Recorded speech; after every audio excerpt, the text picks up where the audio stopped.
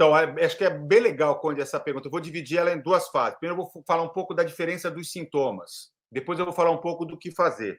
Veja, os próprios sintomas da Covid começam a mudar com a chegada da Ômicron, né?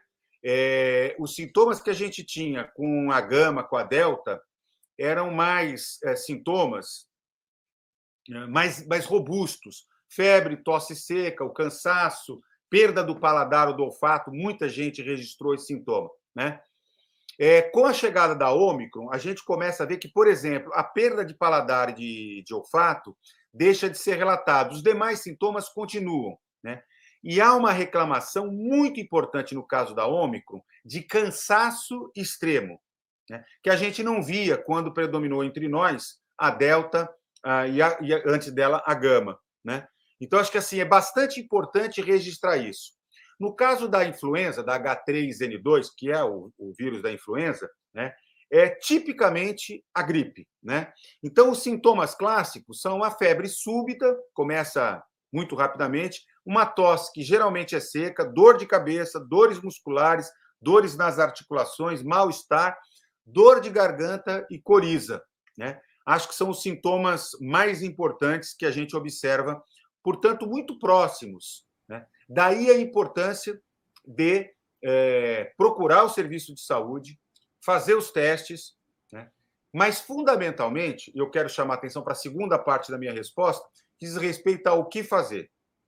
Veja, nós temos vacina hoje, tanto para a Covid como para a gripe influenza. Portanto, vacinação antes do surgimento dos sinais e sintomas. Outra medida que é comum e extremamente importante, o uso da máscara, né? A máscara, veja, ela tem uma dupla função. Ela tem uma função de me proteger se tem alguém infectado, ou seja, de eu não contrair o vírus, seja da gripe, seja da Covid, do coronavírus, mas ela também serve para, caso eu esteja contaminado, infectado, para que eu não transmita para outras pessoas.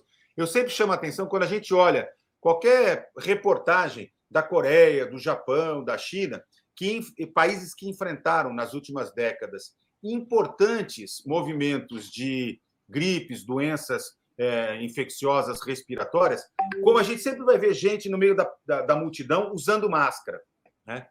É um hábito que se incorpora da população, não no sentido de se proteger, mas todas as pessoas que estão com gripe, que estão com resfriado, automaticamente colocam a máscara para proteger as outras pessoas. Então, uso da máscara. A terceira medida importante é a lavagem das mãos, né?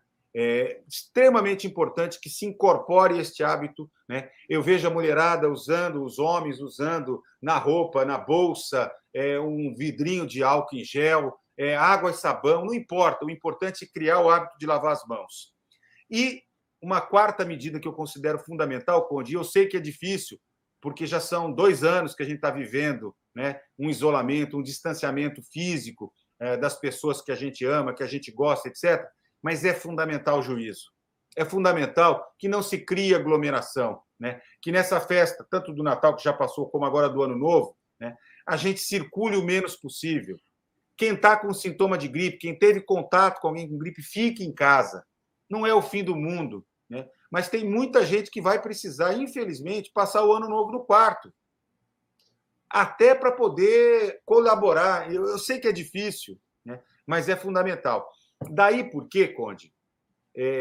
Novamente, há uma diferenciação entre o negacionismo e o outro espectro, que é o espectro, vamos dizer assim, humanista, né? Com compromisso com a sociedade.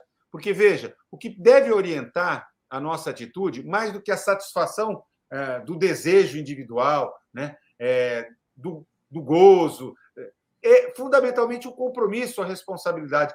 Chegou o momento de sobrepor a pulsão de vida sobre a pulsão de morte. Quando eu olho para o Bolsonaro e tudo que ele faz, eu só vejo pulsão de morte. É o tempo inteiro. Veja, quando o cara fica andando de jet ski, vai no Beto Carreiro, quando ele devia estar na Bahia, né? Demonstrando simbolicamente para o seu governo e para a sociedade brasileira a importância da solidariedade num momento de dor, de sofrimento, né? O que ele está dizendo? Ele está dizendo o seguinte: viva a morte!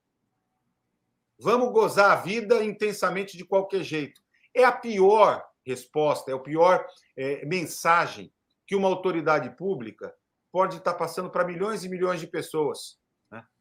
A gente só vai poder dizer assim, olha, nós somos um mundo diferente, um país que deu um salto civilizatório, quando a gente minimamente puder ter empatia com o próximo, inclusive com aquele que a gente não conhece, né? Com a dor e sofrimento, todos aqueles, né, que vivem. Para mim, por exemplo, uma das cenas que não vai sair da minha cabeça, Conde, meu pai teve Covid e internou na UTI no dia 25 de dezembro do ano passado.